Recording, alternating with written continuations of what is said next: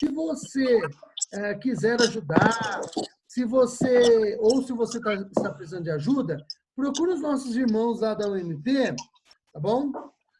Calma aí, Danilo, eu não esqueci de você, não. É que o negócio é meio complicado aqui.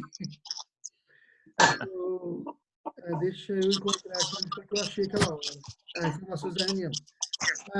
Mudou a senha também, viu, Danilo? Tá. Anota aí anota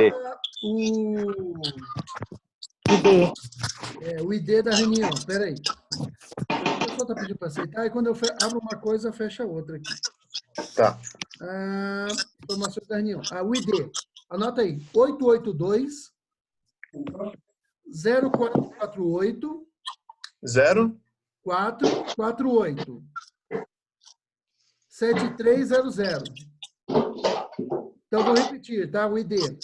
882 0448 7300. Perfeito. E a senha é 061058. Beleza, obrigado. Vou sair. Só mandar aí que eu já vou aceitando, tá? Então, irmãos, mas ele está conectado. Quero ajudar aí a campanha da UMP, ou conhece alguém que está precisando de ajuda, entre em contato com os líderes da UMP, tá? O filho da Aurora, o Ricardo e o Leonardo.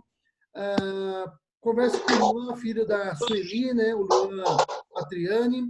Converse com a filha da Marga, a Beatriz. Converse com esse pessoal aí, o Nicolas, tá? O diácono. Conversa com eles, porque eles vão te orientar sobre o que fazer, como fazer, tá bom? Bem, vamos lá, então. Retomando aqui a nossa aula. Deixa eu ver se eu já coloquei para gravar. Estou gravando, então beleza. Vamos aqui na sala de espera. Danilo, já te aceitei aqui, tá bom? O outro Danilo basqueteiro. Basqueteiro não dá, né, gente? Basquete. Diogo, fecha o microfone do pessoal, por favor. Eu vou desligar o fone aqui para todo mundo, mas se você precisar falar comigo, tá bom? É só abrir o fone e me chamar e conversar comigo, tá bom? Pessoal do classe de catecúmenos, o presbítero Tarcísio, ele faz o controle. Depois ele manda lá quem ele percebeu na sala, mas como tem muita gente, pode ser que passe alguém batido. Então, mande lá para ele lá, caso ele tenha te perdido, você manda lá, avisa para ele lá que você estava presente e ele vai contar a sua presença lá na sala, tá bom? Isso é só para os alunos do catecúmenos. Irmãos, vamos lá então. Vamos ver aqui alguns termos. Eu não estou vendo ninguém, tá bom? Então, se você precisar falar comigo, é só abrir o microfone e chamar, tá? Alguns termos neotestamentários, então, são termos gregos, tá? Que falam a respeito que são traduzidos em nossa Bíblia por pecado. Então, o termo mais comum utilizado em nossa Bíblia para pecado, que é traduzido para pecado, é a palavra grega hamartia, tá? Então, vocês têm aqui, eu vou mostrar com o mouse aqui, ó, o termo em grego, tá? Hamartia. A transliteração dele aqui, ó, hamartia, tá? E significa a palavra errar o alvo. Então, é como se você tivesse apontando uma flecha e você disparasse e errasse o alvo, tá? Então, você tinha um alvo, o escritor aos Hebreus diz que o nosso alvo é Jesus, Hebreus capítulo 12, né? A minha referência, eu vou citar ela de cor, mas é conforme a minha citação é da Almeida Revista e Corrigida, é um pouco diferente da Almeida Atualizada, porque quando eu decorei os textos bíblicos, irmãos, eu li a Bíblia na Revista e Corrigida. Então, diz assim, ó, nós que estamos rodeados por uma tão grande nuvem de testemunhas. Que nuvens de testemunhas são essas que o escritor aos Hebreus está falando? Aquele pessoal do capítulo 11, os heróis da fé, tá? Nós que estamos rodeados por essas testemunhas, que são os heróis da fé, deixemos o embaraço e o pecado que tão de perto nos odeia e corramos com paciência, deixamos, né, o pecado e o embaraço, e corramos com paciência a carreira que nos é proposta, olhando para o nosso alvo, que é Jesus, o autor e consumador da nossa fé. Tá? O nosso alvo é acertar, é ser santo, é Jesus, mas nós erramos o alvo, então nós pecamos, tá? Um texto que aparece essa palavra em grego é Romanos capítulo 5, versículo 12. Vamos ler lá, Romanos 5, 12, o que aparece lá? Na nossa Bíblia vai estar pecado, tá bom? Mas lá em grego está hamartia. Romanos 5,12 diz assim, ó, portanto, assim como por um só homem entrou o pecado no mundo, e pelo pecado a morte, assim também a morte passou a todos os homens, porque todos pecaram, tá bom? O termo ali, pecado, na Bíblia grega, que é como ela foi escrita, está hamartia. Tem outros textos, tá? Em que aparece essa palavra, mas eu coloquei um só para ficar de exemplo, tá bom? Outra palavra grega que é utilizada é essa aqui, ó, paraptoma, tá bom? O escrito em grego é esse aqui, e a transliteração é essa aqui, tá? Paraptoma. Ela significa escorregar ou cair, ou desviar-se da verdade, tá? O texto que aparece ela é Romanos capítulo 5, versículo 15. Eu vou ler para vocês que eu já estou com ela aberta aqui, ó. Todavia, não é assim um dom gratuito como ofensa, porque se pela ofensa de muitos morreram, pela ofensa de um só morreram muitos, muito mais a graça de Deus e o dom pela graça de um só homem, Jesus Cristo, foram abundantes sobre muitos. Essa palavra aqui, ó, paraptoma, é traduzida aqui nesse texto por ofensa, tá bom?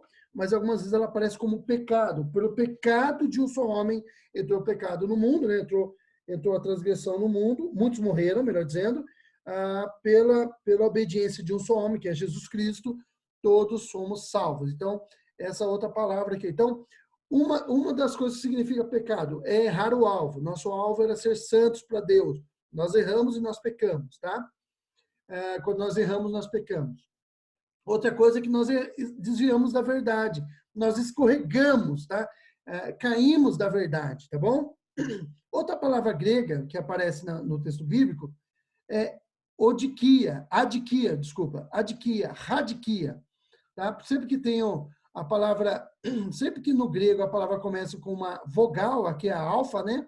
Ela tem esse som de ra, re, ro, tá? Dependendo de qual vogal começa, ri, tá? Sempre vai ter esse som de R no começo, tá bom? Ela significa injustiça. O termo, ela aparece em Romanos capítulo 9, versículo 14. Eu já estou com ele aqui, em Romanos aberto aqui, já vou ler para vocês. Romanos 9, 14. Tá? Olha o que o texto nos diz aqui, ó. Que diremos, pois? A injustiça da parte de Deus, essa injustiça é aí, ó, adquia, tá? De modo nenhum, tá bom? Por quê? Porque aí nós temos que ler Romanos para a gente saber do que Deus está falando, do que Paulo está falando aqui. Eu não vou tratar disso, senão a gente fica só nisso aqui, aulas e aulas, tá? E nós vamos tratar mais sobre essa Romanos capítulo 8 aqui, capítulo 9 e capítulo 10, na lição 5, tá bom? Na lição 6, desculpa, do nosso livro, tá? Então, a palavra aqui é a palavra radikia, tá? Outra palavra grega que também é traduzida por pecado, injustiça, transgressão e tudo mais, tá? Aqui está escrito parabaseus, tá?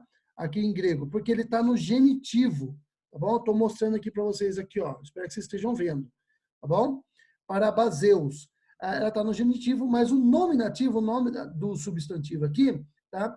É parabases, que significa transgressão, tá? Ou ato de passar além da linha. Olha que sugestivo. Você tem um limite de uma fronteira e você ultrapassa a fronteira. Isso é uma transgressão, é ultrapassar o limite. E é a ideia que quer passar ali, que tem um limite. Você não pode passar daquele limite. E nós transgredimos, nós passamos do limite quando nós pecamos, tá? Nós passamos da onde nós deveríamos estar. O texto bíblico que aparece isso, essa palavra, é Romanos capítulo 2, versículo 23. Eu vou ler para vocês aqui. Tu que te glorias na lei, desonras a Deus pela transgressão, ultrapassar a linha, tá vendo? Transgressão da lei. A lei é o limite. né? Você não pode passar do limite. E quando você transgride, você passa do limite. Você está entrando em terreno que não é seu. Tem um livro que eu gosto muito dele, eu recomendo bastante que você leia, que é O Peregrino, de John Bunyan. Se você ler O Peregrino, ele retrata essa transgressão, esse passar da linha, é quando você sair do caminho. Quando você sai do caminho, quando você está andando ali, se você já leu o livro, você sabe do que eu estou falando. Se você não leu, eu recomendo bastante que você leia. Eu leio quase todo ano. Esse ano eu não li ainda. Mas eu leio, praticamente todo ano eu leio o livro do Peregrino, que eu gosto muito desse livro. Tem 2 muros, né, que balizam o caminho. O muro se chama salvação. E tem um momento que ele passa desse muro e ele acaba caindo nas garras do gigante desespero. Toda vez que ele passa do muro, ele acaba se dando mal, né?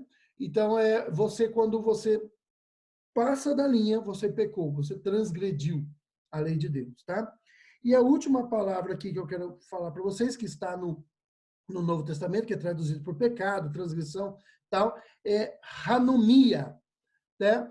Aqui ela está hanomia, porque ela está no acusativo. O grego, ele tem, ele não é diferente do português, tá? Então, dependendo da forma que a palavra aparece, ela tem um significado na frase, tá bom? Ela está aqui o hanomia, aqui no texto de 1 João 3,4, ela está no acusativo, mas o nominativo, o nome mesmo da palavra é hanomia, tá? Significa desobediência à lei. E aí quem nos oferece essa palavra é João, né, na sua primeira epístola. Eu vou ler aqui para vocês. Primeira epístola de João, lá perto do Apocalipse, capítulo 3. Eu não vou esperar você encontrar, talvez você encontre até primeiro do que eu, tá? Mas 1 João, capítulo 3, versículo 4, está escrito assim, ó: todo aquele que pratica pecado, aí, ó, hanomiam, tá? Também transgride a lei, porque o pecado é a transgressão da lei, tá? Então, desobediência à lei aí, 1 João, capítulo 3. Então, é isso que é pecado. É errar o alvo, você diz, deveria ser como Jesus e você não consegue, e aí você pecou por não obedecer à lei de Deus, né? Por não ser totalmente como Cristo. Você desviou da verdade, você cometeu injustiça, você foi injusto, você transgrediu, né? Passou além da linha, você tinha a lei, ela te balizava onde você deveria ficar, você passou dela e você desobedeceu a lei. Isso é pecado, tá bom? Vamos continuar aqui. Bem, irmãos, o homem, ele trata o pecado de forma leviana, mas Deus leva o pecado muito, muito a sério, tá? O pecado para Deus é algo muito, muito sério, tá bom? Vamos continuar aqui. Bem, o plano da salvação. Como Deus pune o pecado? O pecado não pode ficar impune. Deus não, como eu disse para vocês, ele não pode deixar para lá, tá? Ele tem que punir o pecado. Existem formas de Deus castigar o pecado. Existe os castigos naturais. O que são os castigos naturais do pecado? São as consequências do próprio pecado, tá? Se eu mentir, ou se eu minto muito, se eu mentir uma única vez, na verdade, as pessoas, ao descobrirem a minha mentira, elas já vão olhar para mim com outros olhos. E tudo que eu falar sempre vai ser visto com uma ressalva. As pessoas sempre vão ficar com o pé atrás em tudo que eu disser. Por quê? Porque eu sou mentiroso. Essa é uma consequência do meu pecado. Se eu adulterar, se eu trair a minha esposa, quais são as consequências naturais desse pecado? Ao ela ficar sabendo, isso provavelmente vai incorrer num divórcio. Eu terei problemas conjugais totalmente, né? Porque eu vou me divorciar. Mas eu posso ter que ficar longe dos meus filhos, eu vou ter consequências na igreja, eu vou ter consequências dos meus amigos, eu vou perder alguns amigos por causa disso. Então, essas são consequências naturais. Se eu roubar, a consequência natural disso é que, ao ser descoberto o que eu fiz, eu posso ser processado, eu posso ser preso. No Brasil é meio difícil isso acontecer, mas às vezes acontece, tá? Se eu for pobre, principalmente, tá bom? É o meu caso, então eu vou ser preso, com certeza. tá? Mas essas são consequências naturais do pecado, tá bom? Do pecado que eu cometi. Mas existem outras consequências, tá? Existem os castigos disciplinares, tá? O que são os castigos disciplinares dados por Deus? Eles têm dupla função, tá? Eles são impostos por Deus, eles não são naturalmente consequências do pecado, né, do pecado que eu cometi, mas é uma imposição de Deus. Eles podem ser dados impostos tanto aos filhos de Deus, tanto aos salvos, e aí ele tem uma função específica. Quando Deus nos pune pelo pecado que nós cometemos, ele tem o desejo, o que Deus está querendo com isso, ele tem o objetivo de nos trazer a correção, para que eu ore, ao sofrer as consequências do meu pecado, eu volte atrás e pare de pecar, ou seja, está me corrigindo. É como Deus é um pai, e ele é um bom pai, ele é o bom pai, ele não é bonzinho. Bom é diferente de bonzinho, tá? O bom pai, quando o filho erra, quando ele transgride, quando ele faz o que não deveria fazer, esse pai, ele corrige, ele vai bater se for preciso. A Bíblia fala que aquele que esconde a vara do filho, ele não é um bom pai, tá? Na verdade, fala que aquele que não corrige o filho, ele odeia o filho. O filho é um bastardo, o filho que não é corrigido pelo pai. E o escritor aos Hebreus, ele diz que Deus, ele nos corrige com açoites, ele nos chicoteia todos aqueles que ele ama. Tá? Tem uma passagem, inclusive, no livro do Peregrino, que eles saem fora do caminho, eles são enganados pelo adulador e eles acabam presos numa rede, e aí Jesus vai lá e tira eles da rede e bate neles, chicoteia. E ele fala essa palavra: eu chicoteio e eu chibateio todos aqueles que eu amo. Então, aqueles que Deus ama, ele corrige, tá? Isso é prova de que ele nos ama, tá? Mas Deus também disciplina, ou melhor dizendo, disciplina os incrédulos. Mas aí, nesse caso, não é para que esse incrédulo se arrependa, mas é numa atitude de refreamento do pecado. É para impedir que o homem ele se afunde de uma vez no pecado e o pecado ganhe proporções maiores do que ele já é. Então, há um refreamento do pecado. De tempos em tempos, Deus castiga o pecado para que esse pecado seja refreado. Se você lê os Romanos, né, Paulo escrevendo aos Romanos, no capítulo 1 de Romanos, vai dizer que por 3 vezes, tá, que Deus abandonou o homem aos seus próprios pecados. Tá? Essa é uma forma de castigo. Quando Deus nos abandona ao próprio pecado, ele permite que nós nos afundemos até o final da onde nós podemos chegar. E ele vai dizer que a consequência disso é que os homens, até as mulheres, abandonaram o seu uso natural e se relacionaram com outras mulheres, né?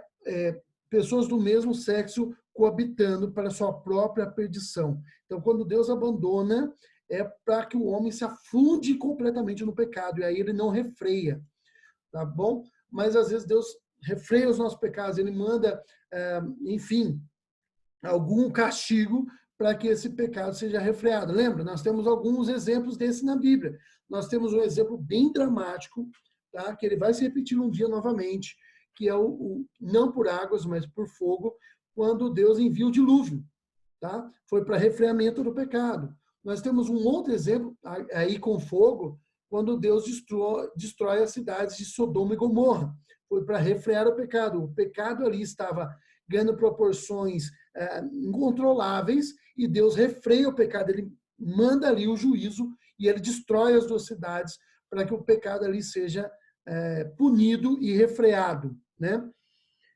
Nós podemos também dizer de um outro exemplo, ver aqui na minha memória, por exemplo, quando Deus ele envia o povo de Judá para o cativeiro, ou quando ele envia os assírios para tomar Israel e enviar para o cativeiro. Esses 2 cativeiros, o cativeiro assírio para com as 10 tribos, e o cativeiro de Judá para com a tribo de Judá e Benjamim, esse castigo foi uma forma de refrear o pecado. Deus mesmo disse isso.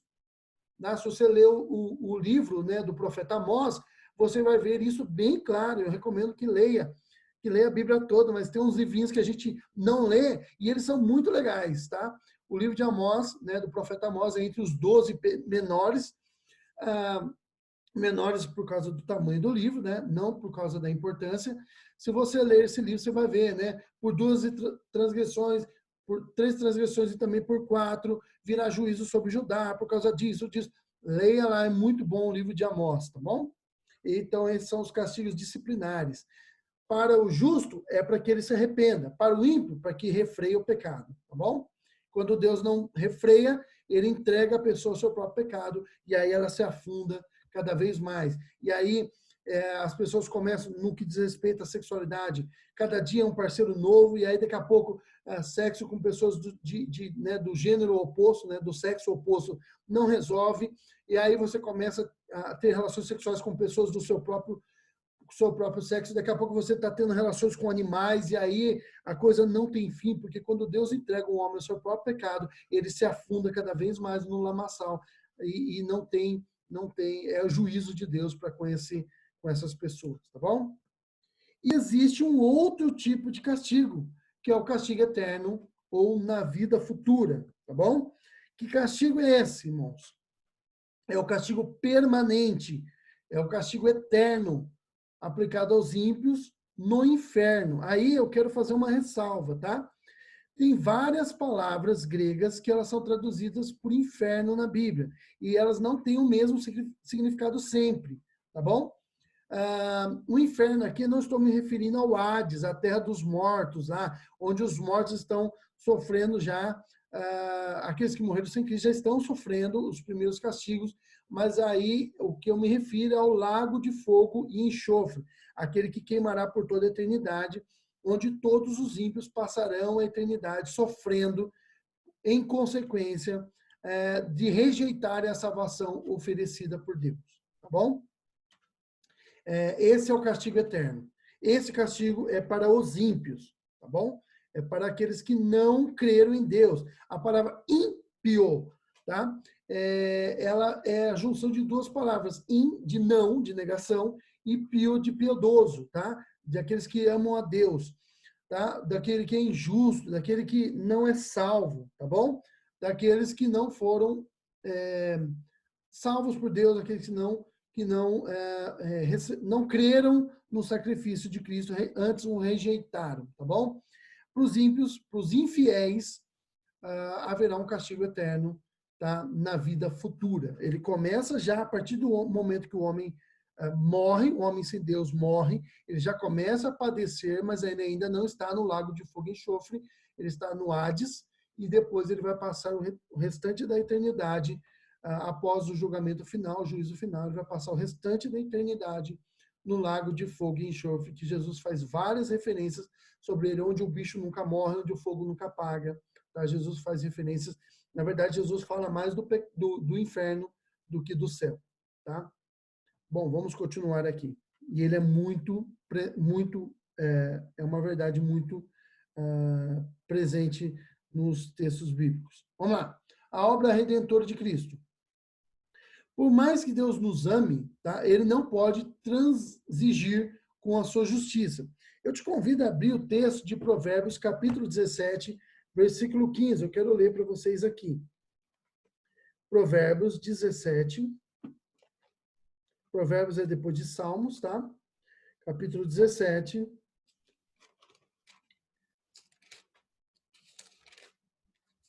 Versículo 15. Olha o que o texto diz aqui, ó. O que justifica o perverso e o que condena o justo, abomináveis são para o Senhor, tanto um como o outro. Olha só o que o texto está dizendo aqui. Aquele juiz que absolve o culpado e condena o justo, ambos são abomináveis diante dos olhos de Deus. Se isso é abominável diante dos olhos de Deus, Deus não pode simplesmente perdoar ou fazer de conta que aquele pessoa que pecou não fez nada e absolvê-la simplesmente. Isso não pode acontecer, tá? Deus não pode fazer, porque isso é abominável diante dos olhos dele. Ele não aceita isso, tá? O pecado precisa ser punido, tá bom? Tá? O pecador precisa ser punido, né? Melhor dizendo, é bom deixar isso bem claro, porque não só o pecado, mas o pecador precisa ser punido. Lembra o que a Bíblia diz? O Paulo dizendo lá em Romanos capítulo 6, versículo 23, ele diz o seguinte, olha, o salário do pecado é a morte. Você é o patrão mais injusto que existe, é o pecado. Tá? Quando você trabalha para ele, ou quando você faz o que ele quer, no final do dia, ele te paga com a morte. Tá? Esse é o salário do pecado. Você cometeu o pecado, você merece morrer. Tá? E não é só morrer, irmãos. Não é só a morte física, é a morte eterna. Você merece morrer e passar a eternidade no inferno. Tá bom? Esse é o preço do pecado. Esse é o salário do pecado. É isso que ele nos paga quando nós fazemos a vontade dele. Tá bom? Quando o homem pecou, ele contraiu uma dívida impagável para com Deus. Aí eu coloquei o texto de Mateus 18, de 23 a 35. Eu não vou ler, é uma passagem longa, mas é o texto do credor incompassivo, tá? O que essa parábola diz? Ela diz que um determinado dia, um rei, ele resolveu chamar todas as pessoas que deviam para ele. Ele chamou essas pessoas e começou a cobrá-las a sua dívida. E tinha um homem que ele devia 10 mil talentos. Irmãos, 10 mil talentos era muito, muito, muito dinheiro. Muito. Era uma quantia de bilhões. É como se alguém que ganha um salário mínimo devesse bilhões. Essa é uma dívida que você não consegue nem contrair. Tá? Mas o homem lá na história de Jesus, porque ele quer ensinar-nos uma lição. A lição principal dessa parábola é que nós devemos perdoar o nosso próximo porque Deus nos perdoou de algo maior.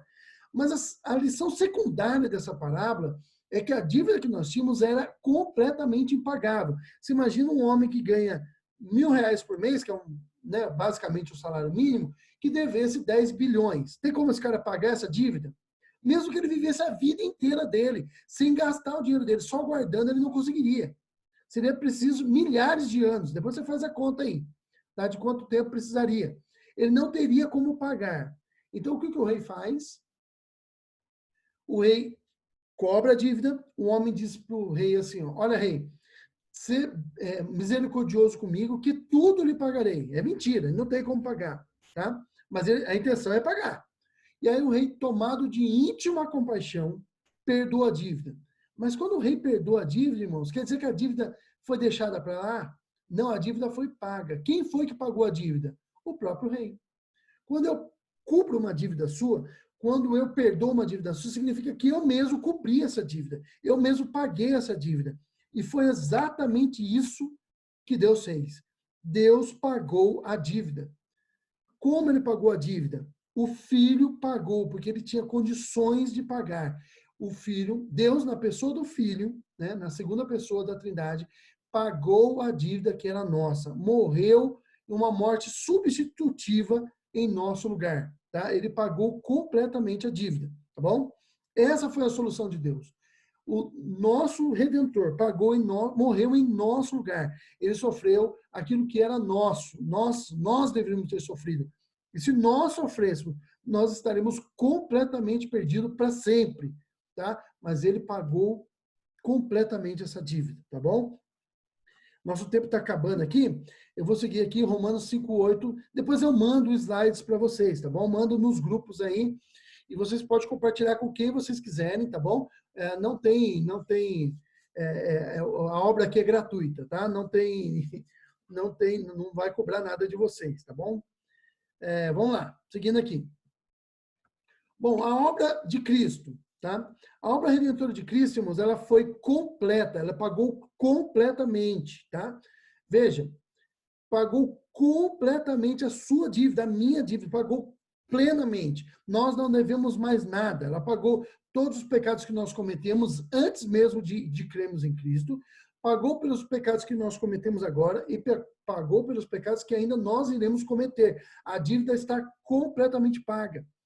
Quando Jesus morreu, irmãos, ele pronunciou as seguintes palavras lá na cruz: está consumado. A palavra grega ali era tetelestai, ou seja, está quitada a dívida. Tetelestai era o termo que era normalmente utilizado para alguém quando ele pagava uma dívida. Então, o credor escrevia lá no final da conta, tetelestai, a dívida está paga. A nossa dívida está paga. está completamente paga, tá? Paulo fala que Cristo, na cruz de Cristo, foi crucificado. Deus pegou a cédula que era contra nós, o escrito da dívida, e a pregou-a na cruz, pagando-a completamente. Está completamente pago. Tá? Não devemos mais nada. Tá bom? A entrega de Cristo também ela foi uma entrega perfeita. Ele era o Cordeiro, o verdadeiro Cordeiro, o Cordeiro Santo, que tira o pecado do mundo. Ele pagou perfeitamente. Ele era o Cordeiro perfeito. Nós, se morrêssemos, estaremos perdidos. Por quê? Porque nós não pagaríamos pela dívida, porque nós somos imperfeitos. A nossa dívida seria paga eternamente no inferno. Tá? Mas Cristo pagou de forma perfeita. E ela foi aceita por Deus de forma perfeita. O que Paulo fala é que foi provado pelo fato de Deus ressuscitar Jesus dos mortos. Então, o fato de Deus ter ressuscitado Jesus dos mortos é a prova de que ela foi aceita perfeitamente por Deus. Tá? Ele era o Cordeiro perfeito, o verdadeiro Cordeiro, tá bom? E ela foi uma entrega voluntária de Cristo.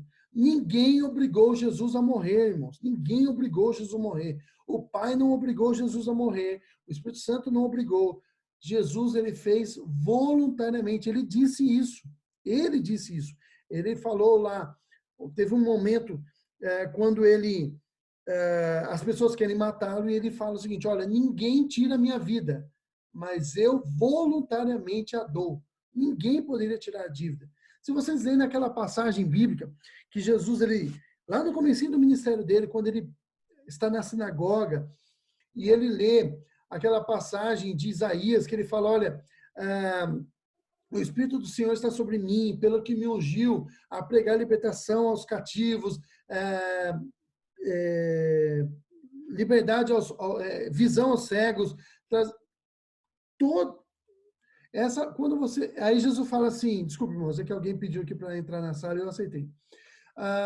Quando Jesus ele fala isso, e aí ele senta, e aí ele se levanta de novo e fala, ó, hoje se cumpriu essa palavra. E aí ele começa falando que quando ele fala de salvação aos gentios, os gentios é o não judeu, né? Aí os judeus ficam bravos. Aí eles querem pegar Jesus e matar Jesus, jogar Jesus da pirambeira lá, do precipício lá. E aí Jesus, quando eles estão lá naquele né, aquela efervescência de raiva, de fúria, naquele ímpeto de matar Jesus, o texto bíblico diz que assim, simplesmente teve um momento que Jesus parou, tudo parou, e Jesus simplesmente saiu andando no meio deles e foi embora. Por quê? Porque se Jesus não quisesse, ele não poderia ser morto.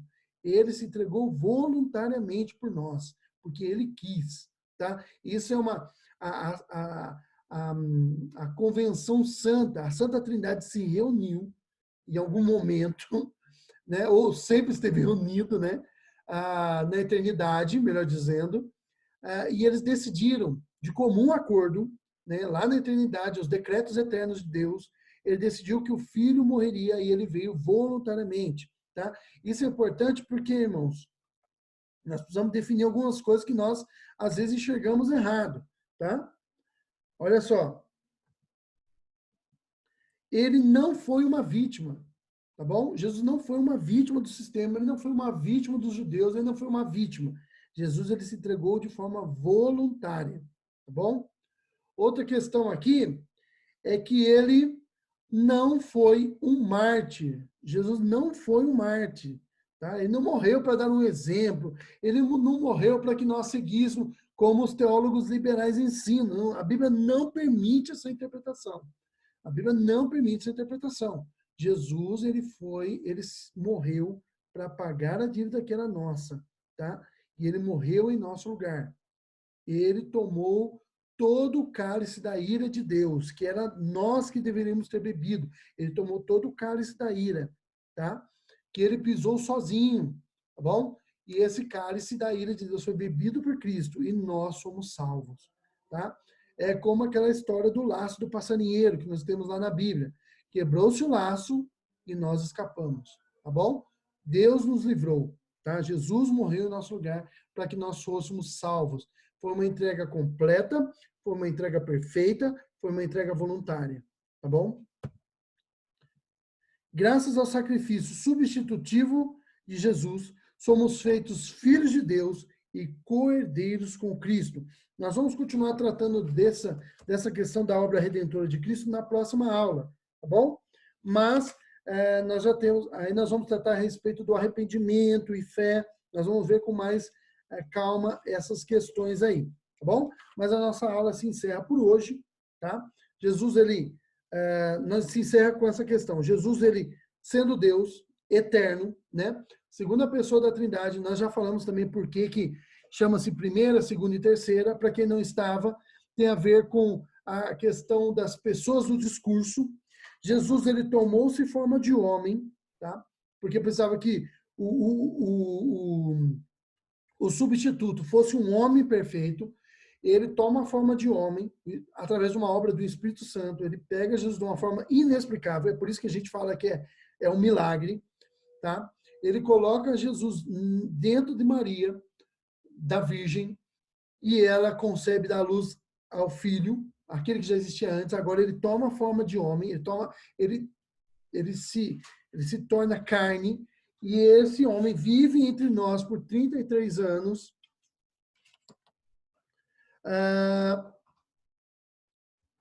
não estou entendendo.